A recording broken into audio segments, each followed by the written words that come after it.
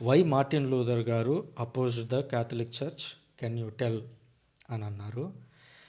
So Martin Luther గారు దాదాపు ఒక 500 సంవత్సరాల క్రితం జరిగినటువంటి సంఘటన ఇది. మార్టిన్ లూథర్ గురించి మనకు తెలిసిందే. మార్టిన్ లూథర్ అనేటువంటి వ్యక్తి ఒక ఫాదర్. ఈరోజు మన ప్యారిష్లో, మన విచారణలో ఒక గురువుని ఎలాగైతే చూస్తామో ఆ రోజుల్లో కూడా ఆయన కూడా ఒక గురువు.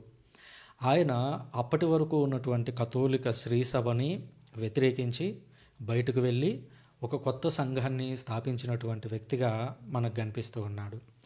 సో మార్టిన్ లూథర్ గారు ఎందుకని వ్యతిరేకించారు క్యాథలిక్ చర్చ్ని అని అంటే దానికి ఒక 5 కారణాలు ప్రత్యేకంగా చెప్పొచ్చు. 5 కాదు, దానికి మల్టిపుల్ ఉండొచ్చు. బట్ నేను ఉన్నటువంటి రీజన్స్ని అట్లీస్ట్ నేను స్టడీ చేసిన వరకు కొన్ని రీజన్స్ అన్నింటినీ కలిపి ఒక 5 అంశాల ద్వారా వివరించేటువంటి ప్రయత్నం చేస్తాను. మొట్టమొదటి ఏంటంటే ఆయన చర్చి యొక్క అధికారాన్ని తృణీకరించాడు.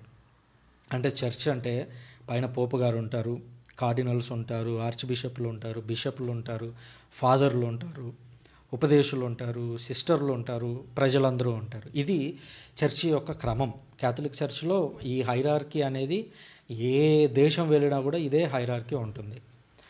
ఇది లూథర్కి అంతగా నచ్చినట్లుగా మనకు కనిపించదు.